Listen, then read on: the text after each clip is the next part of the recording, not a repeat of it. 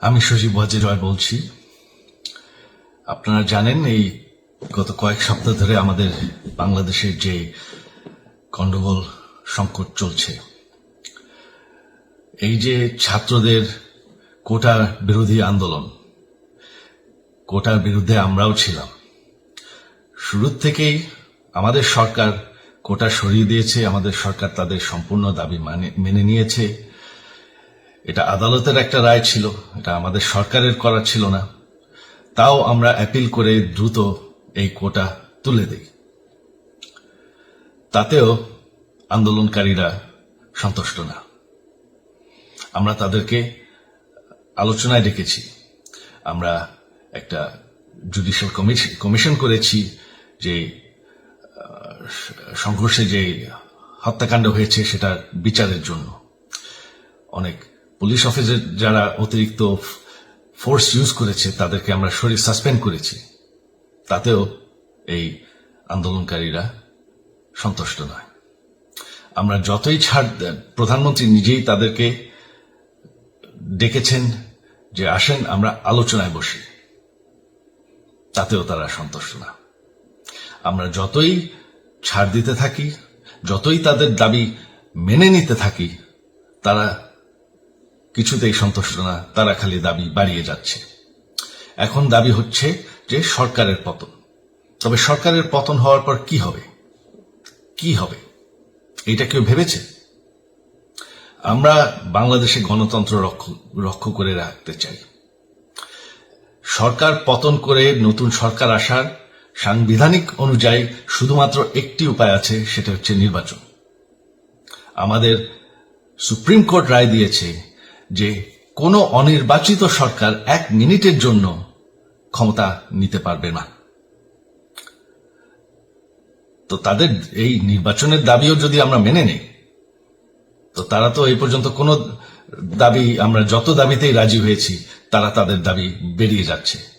তার মানে কি, আমরা যদি এখন এই নির্বাচন, সরকার পতনের দাবিও মেনে নেই, তারা তখন দাবি করবে যে না, এই সরকারের আন্ডারে নির্বাচন, এই নির্বাচন আমরা মানব না। তখন কি হবে এটা কেউ ভেবেছে? জানি আমাদের সেই সুশীল সমাজ আবার আলোচনা করছে সেই তত্ত্বাবধায়ক সরকারের অভিজ্ঞতা তো আমাদের আছে। আপনারা ভুলে গেছেন সেই তত্ত্বাবধায়ক সরকারকে নষ্ট করে দেওয়া হয়েছিল বিএনপির আমলে ইলেকশন রিগ করার জন্য। তারপর যখন আরেক তত্ত্বাবধায়ক সরকার আসলো, দেশের কি অবস্থা হয়েছিল। শেষমেশ সব থেকে বড় কথা যে আমাদের সংবিধানে স্পষ্ট বলা আছে এবং আমাদের সুপ্রিম কোর্ট রায় দিয়েছে যে অনির্বাচিত সরকার 1 মিনিটের জন্য দেশের ক্ষমতায় থাকতে পারবে না। আমরা আওয়ামী লীগ, আমরা আন্দোলন করেছি, আন্দোলন করে এই দেশকে স্বাধীন করেছি, আন্দোলন করে গণতন্ত্র ফিরে এনেছি, আন্দোলন করে আমরা দেশের উন্নয়ন করেছি। আপনারা যে বঙ্গবন্ধুর মেয়ে শেখ হাসিনার বিরুদ্ধে বলছেন, আজকে শেখ হাসিনা না থাকলে বাংলাদেশ এতদূর আসতে পারত? অসম্ভব। কেউ কল্পনা করতে পারে নাই যে বাংলাদেশ এরকম উন্নতি করবে, এরকম উন্নয়ন হবে। ঠিক আছে, শেখ হাসিনার পর আপনাদের কি হবে সেটা আমারও চিন্তার বিষয় না, আমার পরিবারের আর চিন্তার বিষয় না, আপনারা বুঝবেন। তবে এইভাবে সংঘর্ষ করে, হত্যাকাণ্ড করে ক্ষমতা দখল করা যাবে না। এটা আর আন্দোলন না। যখন পুলিশ হত্যা করা হচ্ছে, নিরীহ মানুষের উপর হত্যাকাণ্ড চলছে, মানুষের বাসায় আগুন দেওয়া হচ্ছে, জার্নালিস্টদেরকে হত্যা করা হচ্ছে, এটা হয়ে গেছে সন্ত্রাস। আর সন্ত্রাস মোকাবেলা শুধুমাত্র একটি ভাবে করা যায়। আমার অনুরোধ, আমাদের ল এনফোর্সমেন্ট, আমরা অনেক ধৈর্য দিয়েছি আর ধরেছি, তবে এখন আর এটা সহ্য করা যাবে না। ল এনফোর্সমেন্ট এজেন্সি, বিজিবি এবং কি আমাদের মিলিটারির প্রতি আমার আহ্বান যে আপনাদের দায়িত্ব হচ্ছে আমাদের দেশের মানুষকে নিরাপদ রাখা।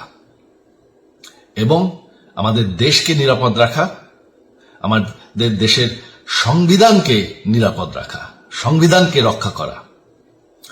তার মানে 1 মিনিটের জন্য কোনো অনির্বাচিত সরকার আমাদের ক্ষমতায় আসতে দিবেন না। এটা হচ্ছে আপনাদের দায়িত্ব, কারণ সেইটা হলে আমরা আবার পাকিস্তানের মতন হয়ে যাব। আমাদের এই যে 15 বছরের উন্নয়ন সব শেষ হয়ে যাবে। বাংলাদেশ এর থেকে আর কোনোদিন ফিরে আসবে না।